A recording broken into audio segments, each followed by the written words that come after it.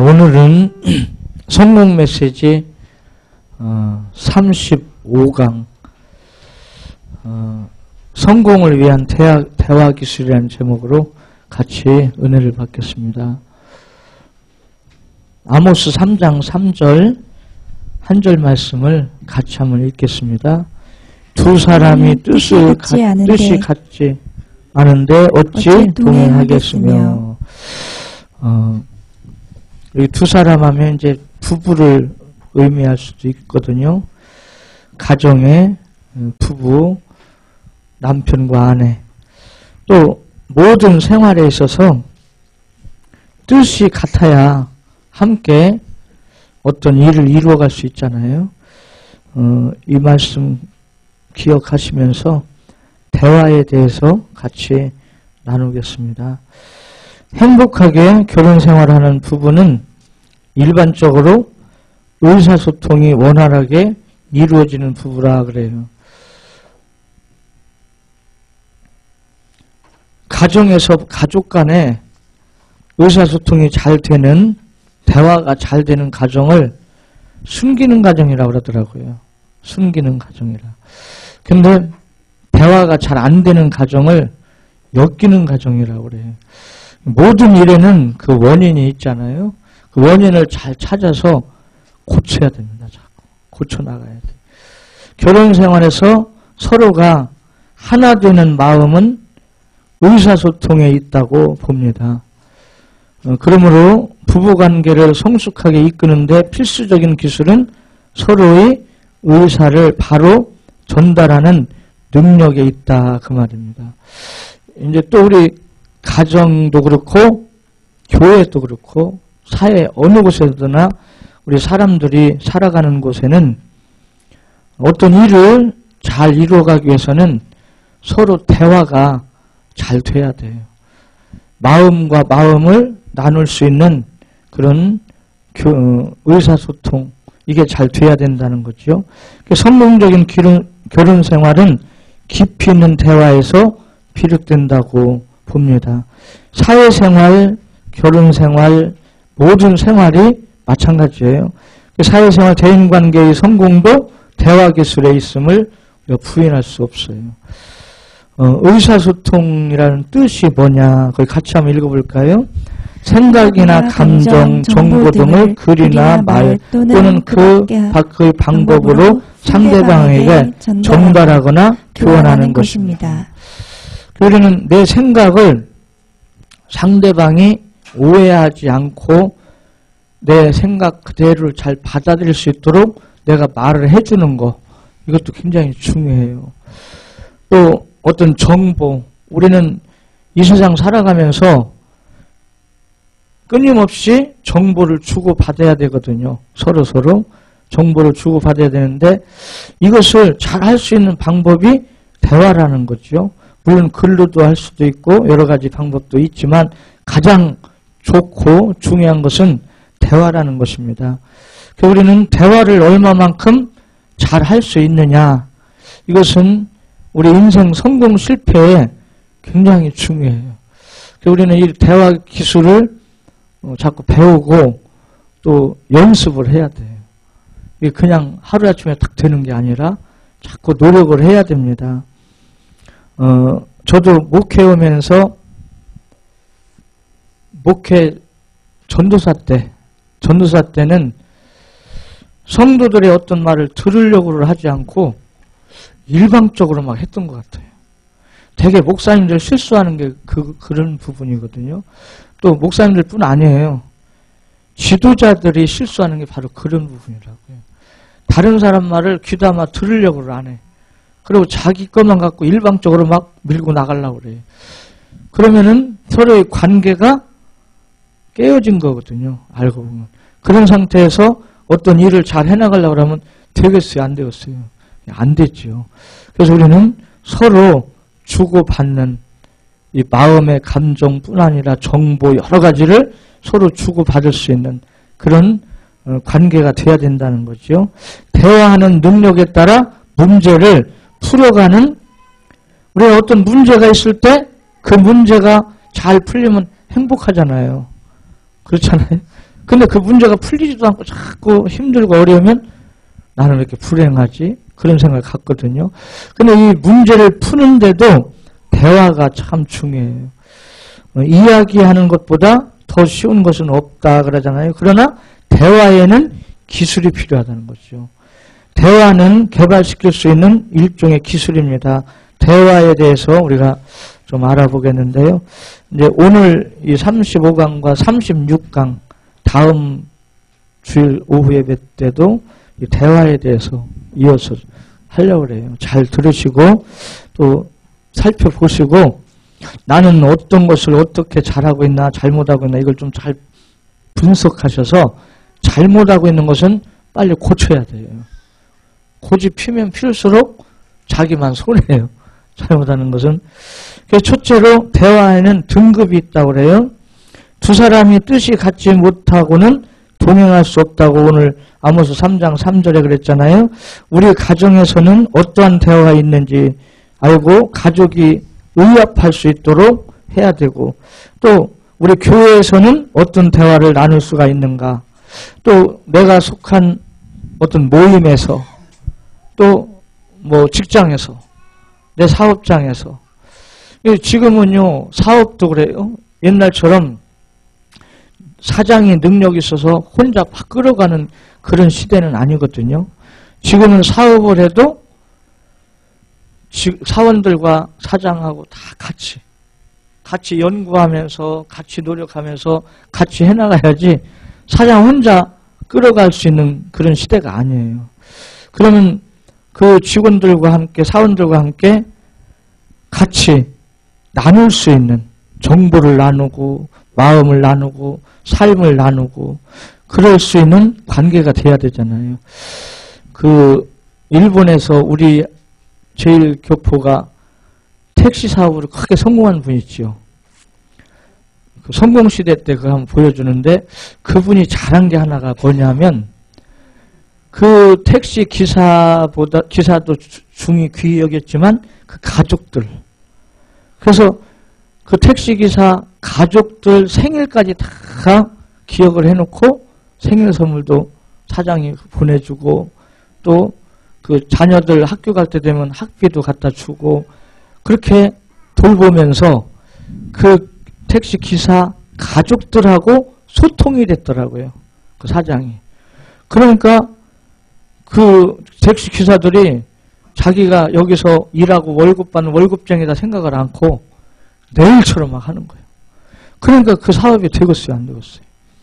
그래서 그런 소통, 그런 관계, 이것이 잘 이루어지면 우리가 무슨 일을 하든지 성공할 수 있어요. 근데 이것이 잘 안 되면 이제 힘들죠. 대화에는 5등급이 있다고 그래요. 첫째는 제5등급의 대화는 같이 읽어볼까요? 의례적인 대화, 틀에 박힌 습관적인 대화. 네. 의례적으로 그냥 오늘 날씨 따뜻해지죠? 그냥 또 우리가 일반적으로 그냥 인사하는 그런 거 있잖아요. 틀에 박힌 그런 정도. 4등급의 대화는 같이 읽어요. 사실 보고 정보 제공. 예, 사실을 그대로 사실대로 말하고 정보를 제공하는 것. 제3등급의 대화는 자신의 생각이나 의견 제시. 예, 이게 쉬울 것 같아도요. 내 생각을 솔직하게 말할 수 있는 상대가 있습니다. 근데 어떤 모임에 가서는 생각은 있는데도 말을 못해. 왜요? 거기 모인 사람들이 내 생각을 받아들일 수 있는 그런 관계가 아니란 말이에요. 그럴 때는 생각은 있어도 말을 못하는 경우가 있어요. 그런 데는 5등급이나 4등급의 대화로 끝나버리죠. 우리가 내 생각을 아무 꺼리낌 없이 상대편한테 말할 수 있다는 이 관계만 돼도 아주 친한 관계입니다, 사실은. 그런 관계만 돼도. 그리고 의견, 생각이나 의견을 말할 수 있는 관계. 제2등급의 대화는 자신의 감정이나 느낌을 표현함. 네. 나는 그 일 있을 때 이런 걸 느꼈어. 나는 기분이 나빴어. 나는 마음이 상했어. 나는 기분이 좋았어. 내 이 감정, 이거 표현하는 것도요, 쉽지가 않아요.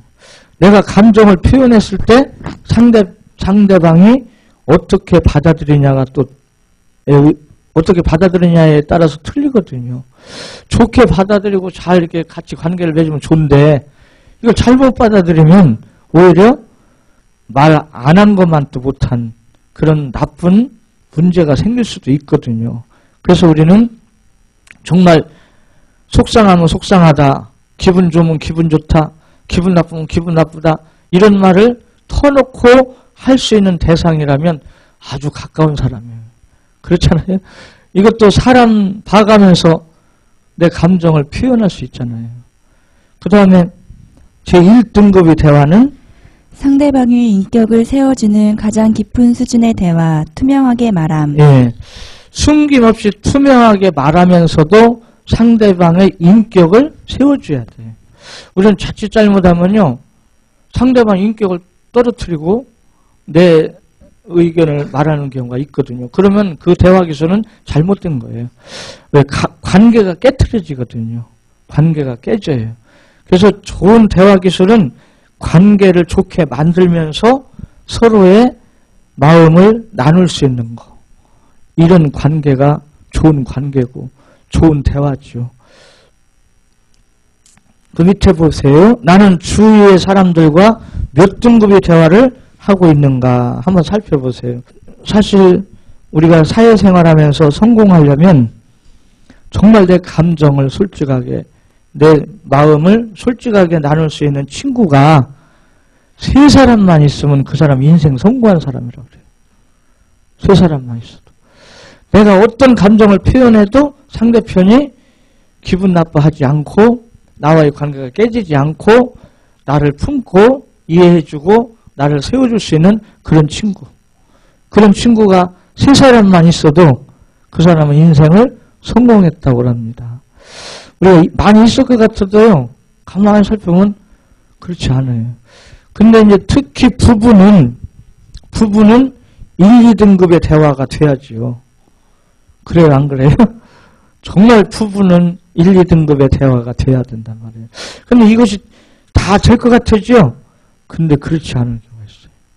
부부지만 솔직한 감정 표현을 못하는 거예요. 왜?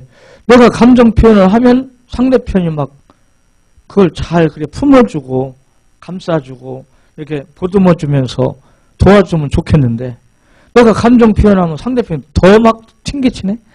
더 막 승질 부리고 막 그러면 이게 되냐고 말이에요. 안 되잖아요. 그게 왜 그러냐? 요 밑에 이제 나와요. 왜 그런가? 이걸 고쳐야 될 줄 믿습니다. 대화는 상대방의 인격을 세워주며 투명한 대화를 할 수 있을 때 서로의 관계가 좋아지죠. 좋은 대화를 위해서 노력하고 있는지요. 대화 기술은 배워야 돼요. 둘째로 효과적인 대화의 방법. 그 밑에 같이 굵은 것이 같이 읽을까요? 관계를 손상시키지 않고 말을 하기 위해서 활력을 불어넣는 대화를 해야 합니다. 네. 그래서 우리가 대화할 때는 이 부분을 꼭 생각을 하셔야 돼요. 관계를 손상시키지 않고, 이 말씀. 대화하고 났는데 더 멀어져. 그런 경우가 있을까요? 없을까요? 있어요. 그러면 차라리 대화 안 한 것이 나았어요. 그러니까 이 부분. 에베소서 4장 29절 같이 읽습니다. 무릇 더러운 말은 너희 입 밖에도 내지 말고 오직 덕을 세우는 데 소용되는 대로 선한 말을 하여 듣는 자들에게 은혜를 끼치게 하라. 예. 또 에베소 5장 4절 같이 읽을까요? 누추함과 어리석은 말이나 희롱의 말이 마땅치 아니하니 오히려 감사하는 말을 하라. 예. 여기 더러운 말이 뭘까요? 더러운 말. 더러운 말은 다른 사람에 대한 비방, 비난, 막 흉보고 헐뜯고 다른 사람의 인격을 손상시키는 말. 이런 말은 하지 말라는 거죠. 그리고 어떤 말을 하래요? 덕을 세우는 선한 말을 하라 그랬어요. 선한 말은 도덕적으로 건실하고 옳은 말, 덕을 세우는 말, 그리고 또 누추함과 어리석은 말 하지 말고 희롱의 말도 하지 말고 우리는 감사하는 말을 하라 그랬어요. 감사하는 말, 하나님의 은혜에 감사하고 우리는 사람과의 관계에서 감사하는 마음을 가져야 돼요. 효과적인 대화를 하기 위해서 선한 말, 감사하는 마음과 말이 먼저 내 안에 있어야 돼요. 내 마음에. 그래서 사람은요, 그 마음에 쌓은 선으로 선을 내고, 마음에 악이 가득하면 악을 낸다. 그러니까 내 마음에 선이, 우리가 좋은 대인 관계를 맺으려면 먼저 내 마음에 선을 쌓아야 돼, 선을. 할렐루야.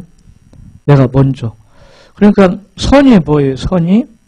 히브리서 6장 5절에 보면 하나님의 말씀이 선이라고 그랬어요. 그래서 말씀을 자꾸 마음에 새기라는 게 그겁니다. 할렐루야. 히브리서 6장 5절 꼭 기억해 두세요. 선하면 말씀 이렇게 생각하세요. 하나님의 말씀이 선이라고 그랬거든요. 그 말씀을 자꾸 무장하고 하다 보면 다른 사람에 대해서 이해력이 생겨요. 이해할 수 있는 이해력이. 사랑의 3요소가 뭔가 아시죠? 사랑의 3요소가 첫째는 이해하는 겁니다. 아, 저 사람은 환경이 그러니까 아직은 신앙이 어려서 저 사람은 또 어째서 이래서 저래서 이해할 수 있는 이해력이 있어야 돼요. 근데 이 이해력이 저도 목회를 해보니까요. 말씀을 떠나서는 안 돼요. 말씀을 떠나서는 이해가 안 돼. 아, 이렇게 해야 되면 저 사람 왜 저래? 자꾸 그러지. 말씀을 떠나서는 안 된단 말이에요. 그래서 말씀이 자꾸 무장되고 사람을 대할 때도 말씀을 묵상하면서 사람을 대하고 그러다 보면 이해가 생겨요. 그럴 수 있지. 오죽하면 저럴까. 얼마나 살기가 힘들면 저럴까. 얼마나 지쳤으면 저럴까. 이게 이해가 된단 말이에요. 사랑의 3요소가 첫째 뭐라고요? 이해하는 거예요. 상대편을. 그 다음에는 그대로 그 모습 그대로 받아들이는 거예요. 내가 품어주는 거예요. 할렐루야. 어떻게 줘요? 품어줘요. 얼마나 힘들었으면 그랬을까. 얼마나 피곤했으면 그랬을까. 얼마나 괴로웠을까. 이해하고 그대로 품어주는 거죠. 그 다음에는 사랑과 이해와 용납과 희생은 뭐냐면 도와주는 거예요. 그분의 그 사람의 그 힘든 부분을 도와줘요. 우리는 돕는다 할 때 뭘로 도우라고 그랬어요? 이사야 50장 4절 말로 도와주는 거예요. 말로. 아멘. 이사야 50장 4절 같이 한번 읽어볼까요? 이사야 50장 4절 말로 도와주는 거예요. 같이 읽습니다. 시작. 주 여호와께서 학자들의 혀를 내게 주사 나로 공고한 자를 말로 어떻게 도와줄 줄을 알게 하시고 아침마다 깨우치시되 나의 귀를 깨우치사 학자들 같이 알아듣게 하시도다. 예, 말로 도와주는 거예요. 둘째로 효과적인 대화의 방법은 한 번 더 읽을까요? 관계를 손상시키지 않고 말을 하기 위해서 활력을 불어넣는 대화를 해야 합니다. 그럼 우리는 이런 이제 안 좋은 말, 더러운 말, 누추한 말, 어리석은 말, 희롱의 말 이런 말을 하지 말라는 거죠. 그리고 우리는 감사하면서 아멘? 덕스러운 말을 하라. 그러기 위해서요. 반영적 경청을 할 줄 알아야 돼요. 반영적 경청은 소리로 듣는 것이 아니라 마음으로 상대방의 말하는 의도를 귀 기울여 듣는 겁니다. 상대방이 말하려고 하는 그 마음의 상태를 이해를 하고 들어줘야 돼요. 다른 사람의 말을 경청하는 데는 많은 에너지를 필요로 해요. 상대방의 입장에서 상대방의 감정을 같이 느끼며 수용하는 것은 많은 훈련이 필요합니다. 우리가 특히 가족 간에요. 상대방의 입장을 이해를 안 하려고 그래요. 무조건 아빠는 이렇게 해야 되고 엄마는 이렇게 해야 되고 아들은 이렇게 해야 되고 딸은 이렇게 해야 되고 이러고 해서 그냥 일방통행으로 막 말을 하려고 그래요. 그러니까 대화가 잘 안 되잖아요. 상대방의 마음을 좀 헤아려 줄 수 있는 그런 우리의 자세가 필요하다 그 말입니다. 상대방의 입장에서 상대방의 감정을 같이 느끼며 수용하는 것은 많은 훈련이 필요합니다. 상대방의 말을 경청해 주는 것은 효과적인 의사소통을 위한 지름길입니다. 잠언 20장 5절 같이 읽을까요?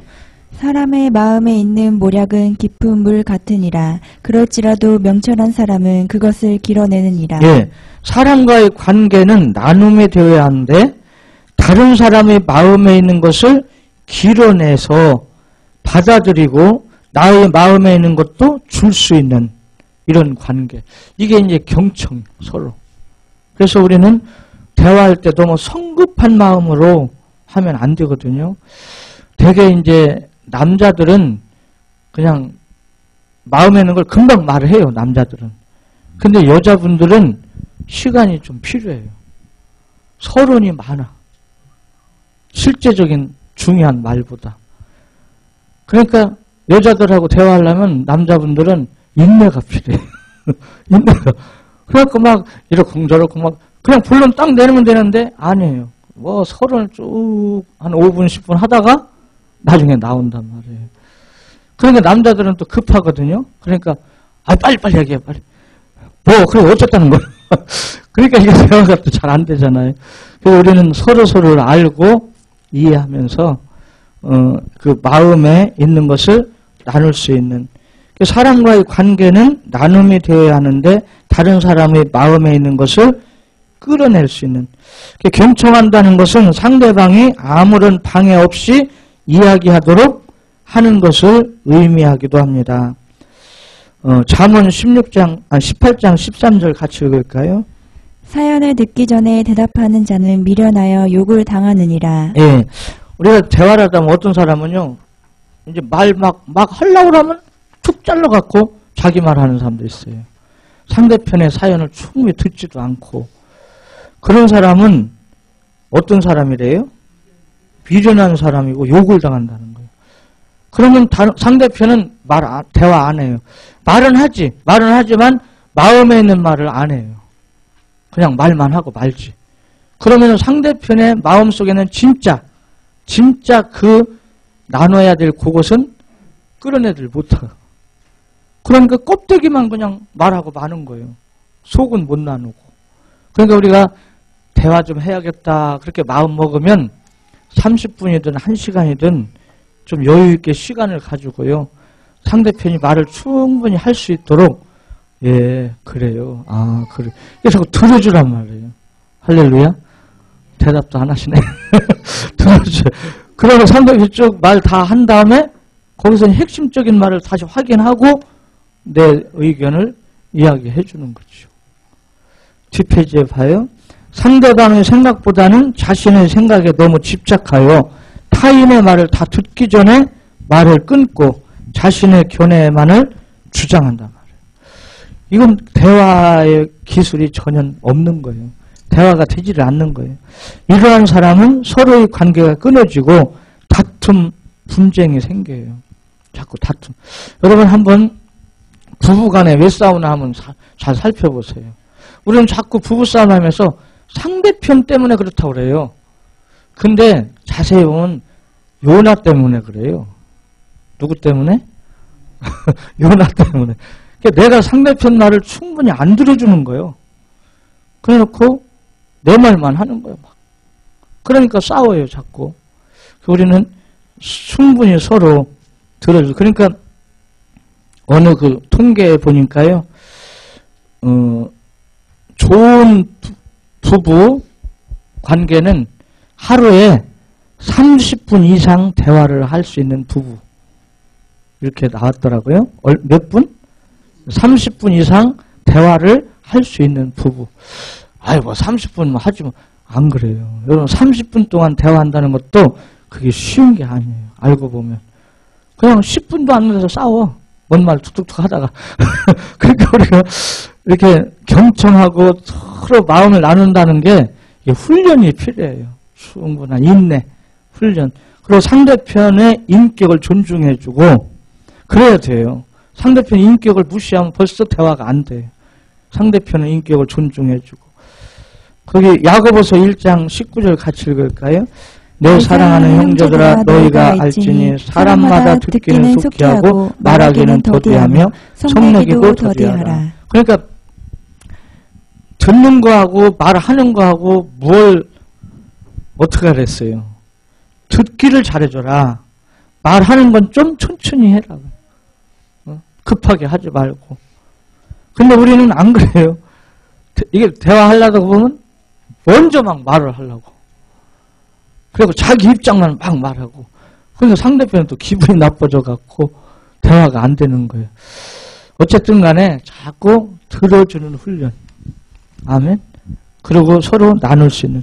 상대방과 대화할 때나 상대방의 이야기를 들을 때 가장 중요한 것은 상대방의 입장에서 그 사건을 보는 것이 필요합니다.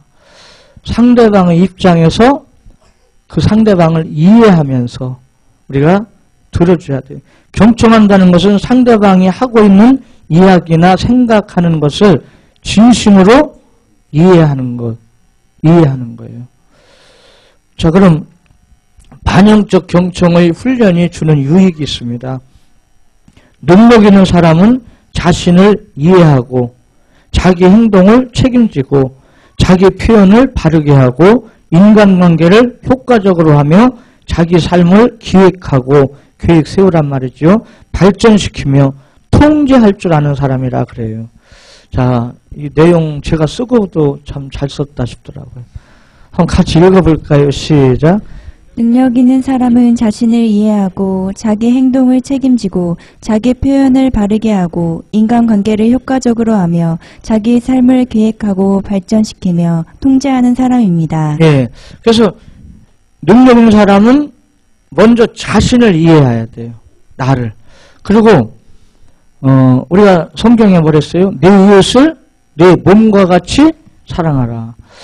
나를 사랑할 줄 모르는 사람은 다른 사람 사랑 못합니다. 나를 사랑할 줄 알아야 돼요. 그래서 나를 사랑하는 사람은 나를 성숙시켜 나가는 거예요. 자꾸 나를 성장시켜 나가는 겁니다. 모든 면에서. 더욱더 중요한 건 인격입니다. 인격을 자꾸 성장시켜 나가는 거예요. 그 다음에 자기 행동을 내가 한 행동에 대해서 내가 책임을 지고 또 자기 표현을 잘 할 줄 알아야 돼요.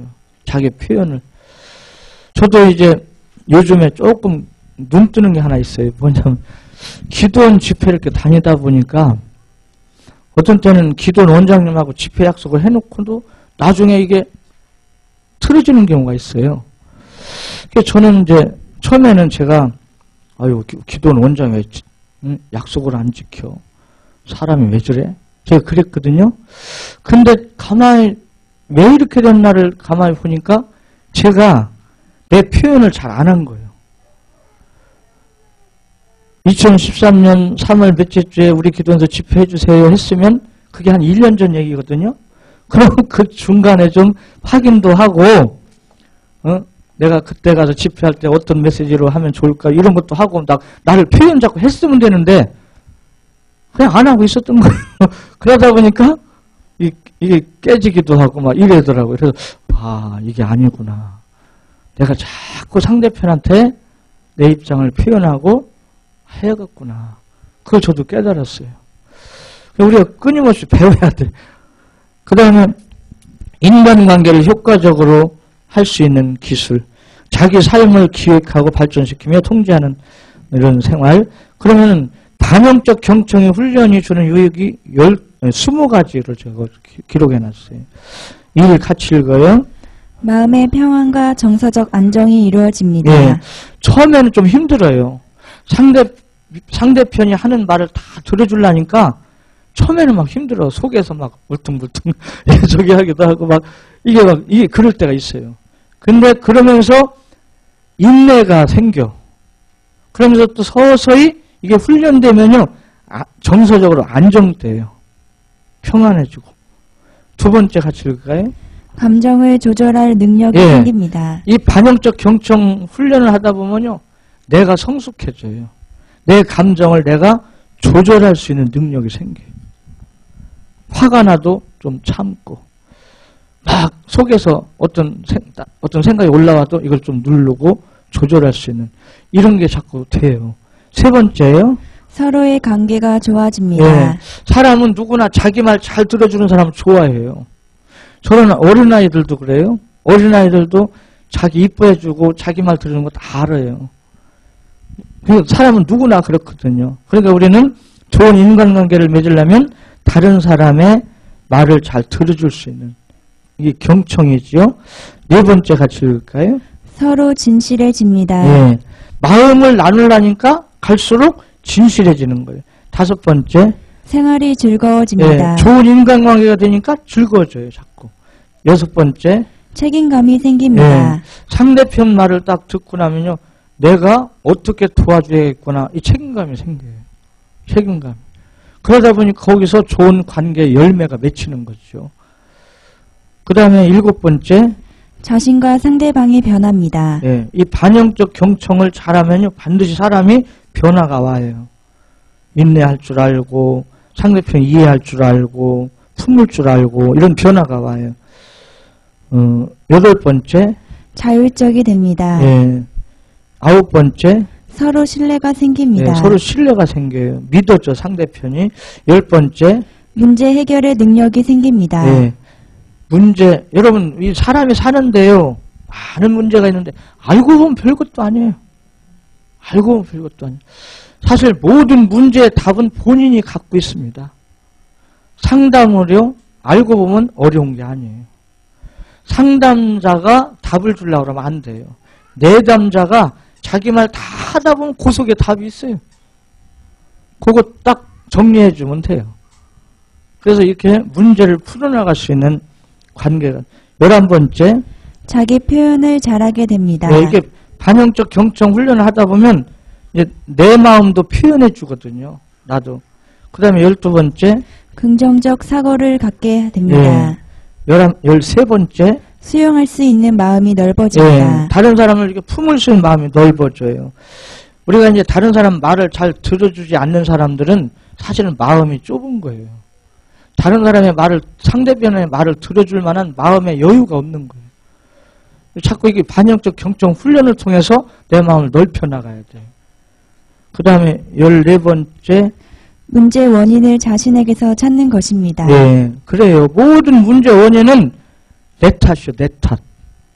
나한테 있는 거예요. 상대편한테 돌리지 말고. 15번째. 사랑을 실천하는 능력이 생깁니다. 예, 상대편을 이해하니까 도우니까 사랑을 실천할 수 있는 능력이 생기지요. 16번째. 자존감이 높아집니다. 예, 관계가 좋아지니까 자존감이 또 높아져요. 17번째. 사고력이 키워집니다. 예, 사고력이 키워지고. 18번째.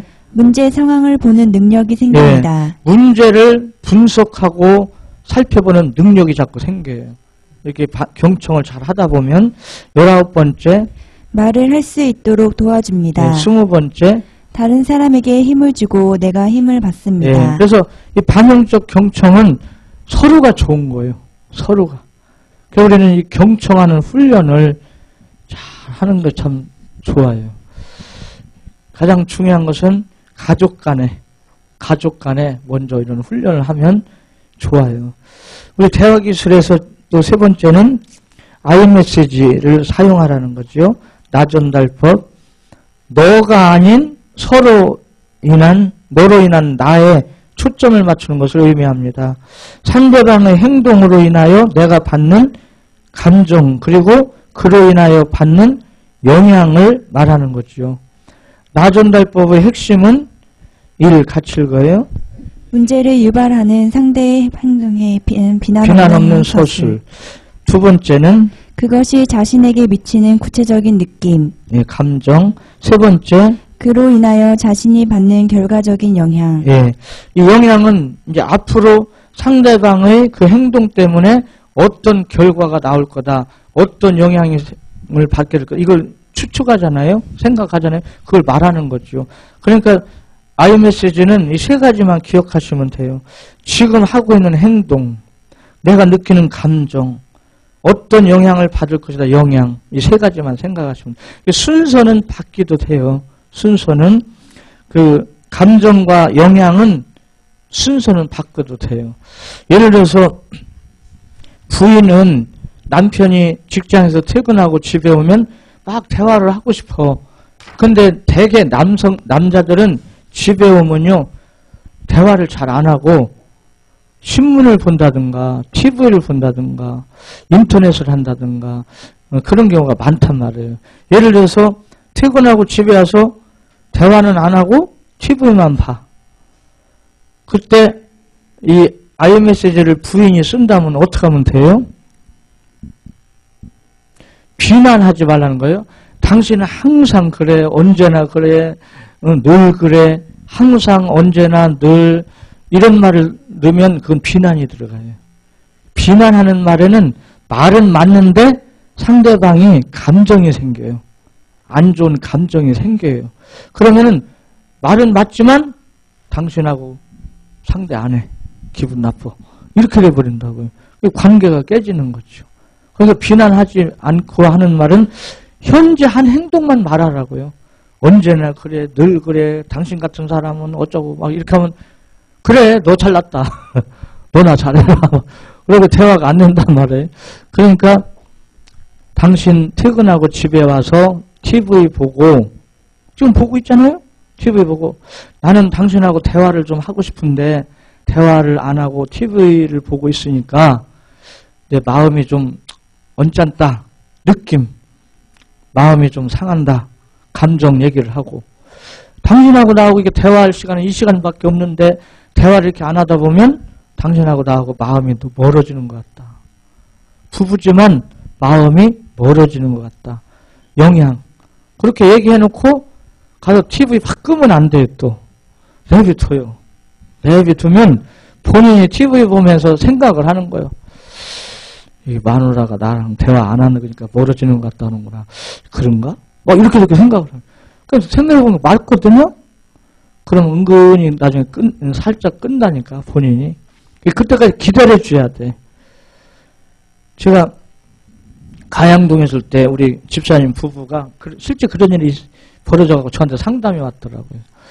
그래서 집에 오면 막 인터넷 게임 막 하고 있거나 TV 보거나 그러는 거예요.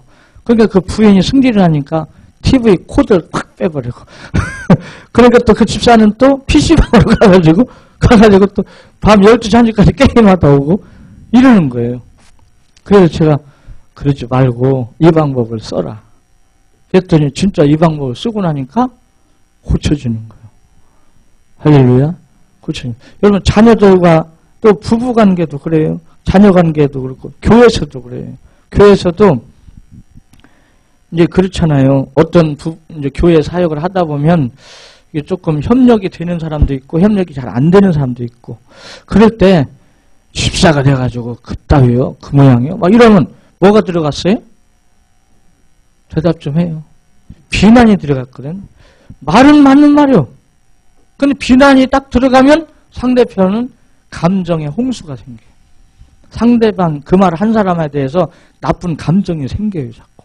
그러다 보면 맞는 말이지만 그 말을 듣기 싫어해요. 그래갖고 서로 관계가 깨진단 말이에요. 그렇게 하지 말고 집사님이 이렇게 행동하시니까 이렇게 하시니까 내 마음이 어떻고 느낌, 감정 말하고 우리 이 일을 하는데 어떤 영향이 생긴다. 영향. 그것만 말해주고 판단은 이쪽에서 하지 말고 내비둬요. 본인이 하게. 그러면은 거의 다 알아들어. 무슨 말인지 이해되죠? 그러면 본인이 가만히 생각해. 맞네. 내가 이렇게 행동함으로 다른 사람이 나 때문에 피해를 보는구나. 힘들어하는구나.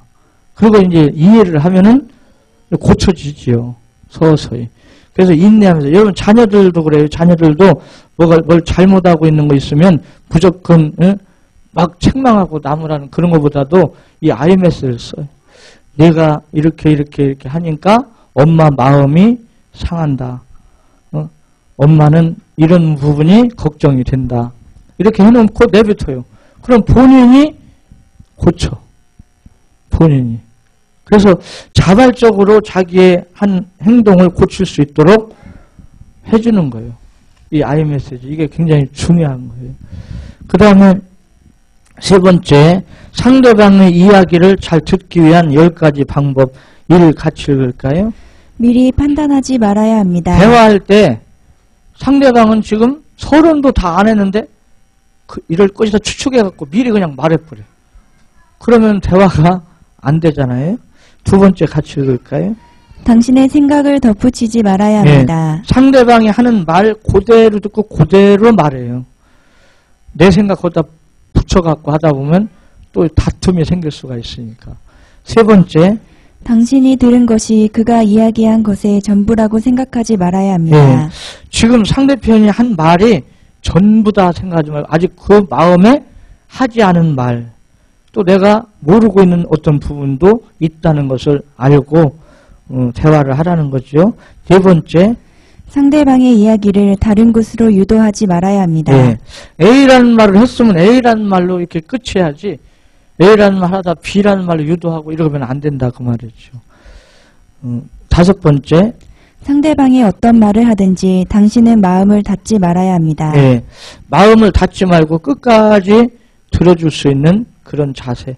여섯 번째, 상대방의 말을 끝까지 들어주어야 합니다. 일곱 번째, 말하는 사람이 이야기해준 내용 이외에는 다른 의미로 해석하지 말아야 합니다.